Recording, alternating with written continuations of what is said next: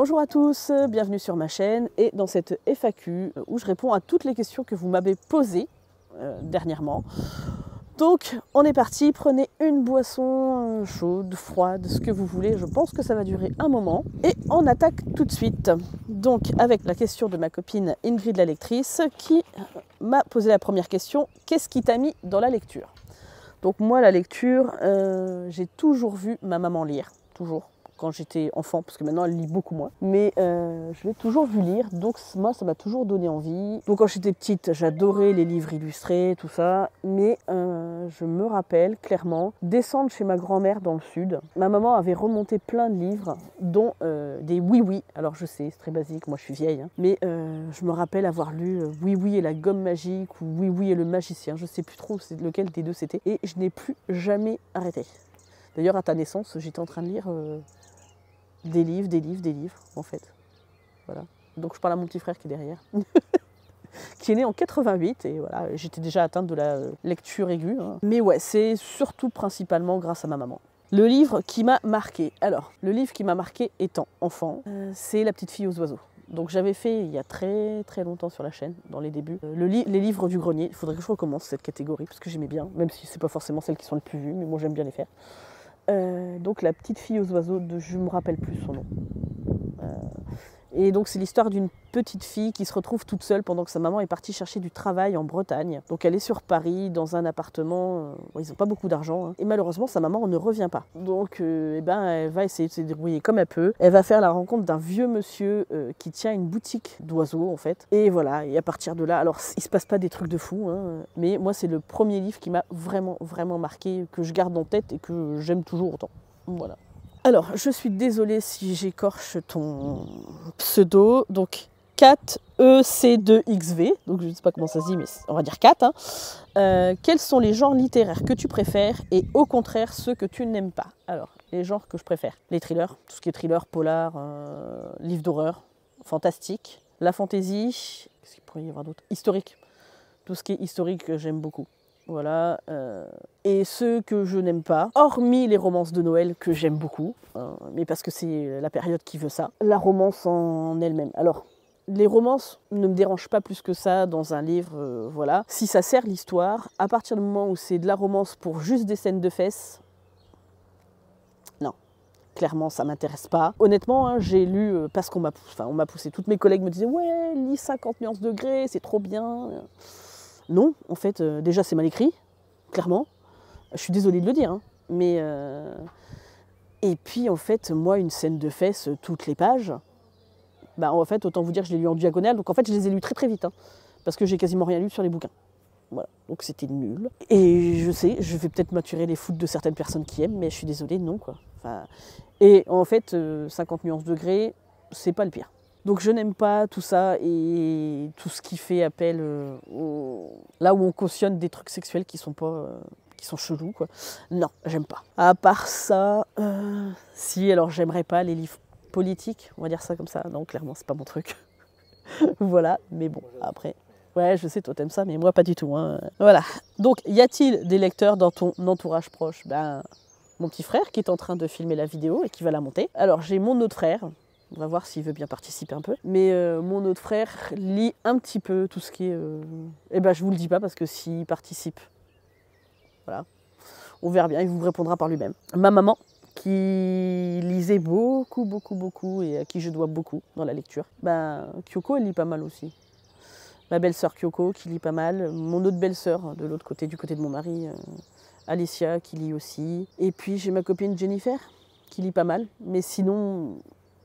aux alentours de ça. Je crois que c'est à peu près les seules personnes qui lisent vraiment. Papa, à part les trucs de guerre et politique, c'est vrai, ma grand-mère aussi. Ensuite, donc, de Jean-Luc Conessa, donc merci pour vos questions. Aimeriez-vous travailler dans le monde littéraire? Si oui, lequel? Alors, moi, j'aurais adoré clairement être correctrice. Voilà. Moi, j'aurais aimé travailler dans une maison d'édition pour faire de la correction des livres, parce que, avouons-le, alors, j'ai un bac littéraire. Je ne dis pas que je suis meilleure que tout le monde parce que loin de là. Mais même dans certains romans, même écrits par des Français, où il y a certaines traductions, mon Dieu, quelle catastrophe. Mais les fautes de syntaxe, Je sais, je suis chiante là-dessus. Et c'est pas les auto-édités, contrairement à ce qu'on pourrait penser, qui sont les pires. Parce que moi, j'ai vu des livres édités avec des tonnes de coquilles. Mon Dieu, c'est pas possible, quoi. Et ça passe... Je vais vous donner un exemple qui m'avait énervé. Alors déjà, j'ai pas aimé le bouquin. La route de Cormac McCarthy, que j'avais pris chez Point, mais c'est bourré de fautes d'orthographe. Mais bourré. Je veux dire, et après, on tape sur les auto-édités. Bah là, c'est une grande maison d'édition, et bah c'était voilà, c'était une honte. Alors déjà, quand vous aimez pas le bouquin et qu'en plus c'est rempli de coquilles, voilà quoi. Sinon, votre rêve le plus fou. Alors moi, j'ai pas des rêves de gloire. J'aurais aimé être chanteuse. Ça ne se fera pas, mais c'est comme ça. Ensuite, j'aurais aimé... Enfin, j'aimerais avoir une maison avec mon atelier dedans, pour pouvoir faire toutes les créations que je veux, pouvoir lire tranquillement, enfin, ma pièce à moi. Voilà, c'est juste tout bête à dire. Et sinon, aller voir mon petit frère au Japon, ce serait cool. Voilà. Donc c'est dans mes projets hein, de réussir à économiser pour ça, mais voilà. C'est mes rêves les plus fous. J'ai pas des rêves de grandeur, je rêve pas de gagner au loto. Voilà. Je sais qu'il faut travailler pour gagner de l'argent, donc à part ça. Ensuite, Rose Bibli, donc salut à toi. Ton moment préféré pour lire? Je crois que j'ai pas de moment préféré parce que moi je lis tout le temps. Ça peut être au petit déjeuner, ça peut être au déjeuner, ça peut être l'après-midi. Après, j'avoue que me mettre le soir sous un plaid avec une boisson chaude et ouais, j'aime bien. Donc, ton endroit préféré pour lire, généralement, c'est sur le canapé. Bon, là, dans le mobil-home, moyen, hein. Le canapé n'est pas très confortable. Mais généralement, c'est dans un canapé ou un fauteuil, un bon fauteuil confortable, ouais. As-tu toujours beaucoup lu? Donc, oui. Comme je le disais, j'ai beaucoup lu. Tes goûts et tes besoins en lecture évoluent-ils avec le temps? Alors, mes goûts ont évolué, oui. Parce que quand j'étais enfant, alors je vous ai dit, j'ai lu des oui-oui, des trucs comme ça. J'ai lu La Comtesse de Ségur, pas mal. J'ai lu tout ce qui est Alice, détective, alors ça... Fantomette aussi que j'aimais bien. Et puis j'ai eu ma période adolescente, alors vraiment début de l'adolescence, vers 11-12 ans, où j'adorais tout ce qui était, alors c'était les romans Harlequin Teenager, je crois, un truc comme ça, où en fait c'était des romances qui se passaient à l'université, ou enfin des trucs de jeunes, quoi. Alors c'était de la romance. Et j'ai lu aussi beaucoup de Harlequin, mais je ne sais plus comment s'appelait cette collection-là, où ça parlait beaucoup de fantastique, paranormal. Alors il y avait une histoire d'amour, mais c'était pas le truc principal, c'était plus l'histoire d'horreur ou le fantastique dedans. J'aimais bien cette époque-là. Et puis après, j'ai grandi avec principalement des livres d'horreur. Tout ce qui est Stephen King, Clive Barker, Graham Masterton, parce que la série Manitou, ça a été... c'est un vrai coup de foudre cette série. Pour moi à l'époque, j'avais qui? Dean Koontz, Anne Rice, tous ces grands noms-là, ça a été ce qui a bercé mon adolescence vraiment. Et puis après, je me suis tournée vers le thriller, principalement en découvrant Maxime Chatham, parce que L'âme du mal, ça a été une claque, vraiment, à l'époque. Et puis, j'ai mes goûts qui ont évolué, j'ai lu pas mal de chiclites, beaucoup avec l'accro du shopping, parce que j'aimais bien, donc tout. À un moment donné... dans ma vie, quand ça allait pas trop, c'était facile à lire, donc voilà. Et quand j'étais vraiment fatiguée, ça se lit vite, ce genre de truc. Donc j'ai lu beaucoup de ça, et la fantaisie est venue bien plus tard. Alors, j'ai lu Harry Potter, le Seigneur des Anneaux, il y a déjà très longtemps, que j'avais adoré, mais la fantaisie est venue avec les années, et je crois que j'ai repris la fantaisie avec le Trône de Fer. Avant, j'en lisais pas trop, mais c'est venu. Puis maintenant, la fantaisie, je l'enlèverai pas par contre comme genre. J'adore ce genre-là. As-tu une famille de lecteurs? On a déjà répondu tout à l'heure à la question. Comment as-tu eu l'idée ou l'envie de développer ta chaîne? Alors, je sais que mon petit frère qui est derrière me l'a dit déjà plein de fois. Ouvre ta chaîne, voilà, YouTube. Donc, voilà, je le remercie parce qu'il m'a aussi poussé aux fesses. Mais principalement, quand je regardais les vidéos de... Piketty Bookin et de Délivre une fille. Alors il y a plein d'autres booktubeuses que j'ai suivies, mais principalement c'est les deux qui m'ont donné envie d'ouvrir ma chaîne. Voilà. Et maintenant je vais essayer de continuer, de gagner des abonnés. Alors je ne demande pas d'en avoir 10 000, hein, parce que bon, on est sur Booktube. Hein. Mais voilà, mais les abonnés que j'ai me conviennent très bien, donc ça me va. Ensuite, Fondant Grignote. Donc, quel a été ton parcours de lectrice? Comment es-tu tombée dans la lecture? Donc, je l'ai déjà dit, c'est principalement grâce à ma maman. Et puis, ça s'est enchaîné. J'ai jamais arrêté de lire. Donc, il y a eu des moments où j'ai un petit peu mis en pause, notamment pendant les études au lycée, où on nous forçait à lire des livres qui... voilà, faut avoir envie de lire. Hein. Les Confessions de Jean-Jacques Rousseau, ceux qui ont passé le bac littéraire en même temps que moi... voilà, je pense qu'on est tous d'accord. C'est pas les tomes les plus passionnants de la vie. Mais bon, il en faut, hein, c'est des classiques. Je reconnais que j'ai du mal avec les classiques. C'est pas le genre de littérature que j'aime le plus. Donc j'ai eu des pauses pendant le lycée où vous êtes avec les copains, tout ça. Donc ouais, moins envie de lire. J'ai eu une période où j'avais du mal à lire quand j'ai eu des difficultés pour avoir ma fille. Et d'ailleurs, heureusement que la saga Autre Monde est arrivée à point nommé au moment où je l'ai lu le lendemain où on m'a annoncé que je ne pourrais pas avoir d'enfant. Donc clairement, Autre Monde a sauvé ma vie, en vrai, je pense. Au niveau lecture, du coup, ça m'avait relancé dedans. Et puis, en fait, j'ai toujours lu, mais là, j'ai été prise d'une frénésie de lecture depuis, je pense, 2017. Ouais, vraiment, au moment où je me suis séparée de mon ex-mari, quoi. Voilà. Comment aimes-tu lire? Alors, moment, endroit, dedans, dehors, en cas, boisson. On y va. Donc, le moment, je vous l'ai dit, ça n'a pas d'importance parce que je lis beaucoup tout le temps. J'ai toujours un livre avec moi. L'endroit, j'aime bien lire à l'intérieur, au chaud, quand il fait froid. Mais sinon, quand il fait beau, j'aime bien lire dehors. En cas, oui, ça peut arriver. Hein, je peux me faire un truc. Même quand je mange, ça m'arrive de lire. Et boisson, thé, café ou boisson fraîche quand il fait chaud, quoi. Donc du Perrier, souvent. Perrier et fruits, là, j'adore ça. Ensuite, ma copine Elodie lit. Elodie, non, on va dire Elodie lit. Donc mon meilleur endroit pour lire, j'ai déjà répondu. Le meilleur moment de la journée, j'ai répondu aussi. As-tu un petit rituel avant de lire ou pendant que tu lis? Un truc que tu fais à chaque fois? J'ai pas de truc spécifique. Dans les trucs à suspense, souvent j'arrête ma lecture au moment où ça commence à devenir suspensant, on va dire ça comme ça. Pendant des fois 10 minutes, le temps de faire autre chose et de revenir derrière pour me remettre dedans, je sais pas. Souvent, il me faut une petite coupure. Ouais, je sais, je suis bête. Hein. Je sais pas pourquoi. Ça m'arrive souvent, tu vois. Et puis parce que je sais qu'en fait, je vais terminer bientôt le livre et que je vais avoir la résolution, donc je sais pas. Sens-tu une évolution, un changement dans tes goûts littéraires dernièrement? Oui, du coup, je disais, hein, je lis plus de fantaisie. Je sais pas si j'ai plus d'évolution que ça. Bon, en fait, moi, je lis de tout. Alors, je vais vous lire une autobiographie, comme je vais vous lire un livre historique, comme je vais vous lire un thriller. Donc non, je pense que par contre, je lis de tout. Voilà. Comment ton cher et tendre vit ta passion pour la lecture? Il comprend pas, clairement, pourquoi je lis autant, pourquoi j'ai besoin de lire autant. Alors après, il s'en fout un peu, hein, clairement. C'est juste que ça prend trop de place à son goût. Mais au niveau taille des livres, hein, il y en a beaucoup trop partout. Mais voilà. Sinon, comment vas-tu physiquement, mentalement en ce moment? Physiquement, on va dire que ça va. De toute façon, mes douleurs, je pourrais jamais les enlever. Donc. Et mentalement, il fait beau. Mon petit frère et ma belle-sœur, mon neveu sont là, donc tout va bien. On sort beaucoup en ce moment, on se balade, donc on va dire que ça va. On va dire que ça va. Bouquin d'étoiles, salut Étienne. Si tu avais le pouvoir de faire revenir un auteur ou une autrice décédée, quel serait son nom pour qu'il puisse continuer son œuvre et pourquoi? C'est une bonne question. Je pense que je ferais revenir Victor Hugo. Pas forcément pour le faire continuer son œuvre, c'est juste pour discuter avec lui, ou Jules Verne. Voilà, pour savoir un petit peu comment leur sont venues toutes ces idées-là. J'aimerais beaucoup parler avec Baudelaire. Parce que Baudelaire, voilà, Les Fleurs du Mal, c'est un recueil de poèmes que j'adore. Edgar Allan Poe, pareil. Je pense que j'aimerais beaucoup discuter avec lui comment lui sont venues ces idées. Lovecraft aussi. Après, c'est même pas forcément pour leur faire continuer leur œuvre. C'est plus pour discuter avec eux, quoi, au final. Et donc je suis sûre qu'il y en aurait plein et plein d'autres. Alexandre Dumas, j'adorerais, quoi. Vraiment, hein. Donc père et fils, parce que j'aime bien les deux. Mais ça serait plus pour parler avec eux que les faire réécrire autre chose. Donc, Neïs, tu lis beaucoup de genres différents, mais que préfères-tu? Ce serait compliqué de dire.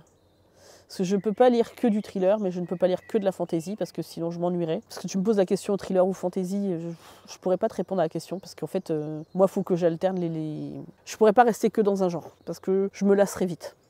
Voilà. Préfères-tu des livres d'auteurs français ou des traductions? J'aime bien les deux. Alors, je lis beaucoup d'auteurs français, je m'en rends compte, en faisant mes bilans, mais tant mieux. As-tu pour habitude de lire tous les résumés en bouquinerie, ou y a-t-il des critères qui te font prendre un livre instantanément? Alors, généralement, je lis les résumés quand je vais en bouquinerie. Ça peut être genre, je sais, il y a certains auteurs, systématiquement, je vais les prendre. Donc, Stephen King, ça c'est sûr. Maxime Chatham. Je lis pas les résumés de Maxime Chatham, je prends directement. Qu'est-ce qu'il y a d'autre comme auteur? Bernard Minier, je les prends tous. Je lis pas forcément les résumés, c'est parce que j'aime bien Bernard Minier. Après, des fois, ça peut être des couvertures qui me donnent envie, et des fois, je me dis, je vais y aller sans connaître forcément l'histoire, juste pour voir. Voilà, donc après, Mais souvent, il y a certains auteurs où j'y vais les yeux fermés. Genre Franck Tillier, je lis pas les résumés non plus. Je cite beaucoup d'auteurs de thrillers là par contre. Voilà, Graham Masterton, Dean Koontz, je lis pas les résumés, hein, je lis.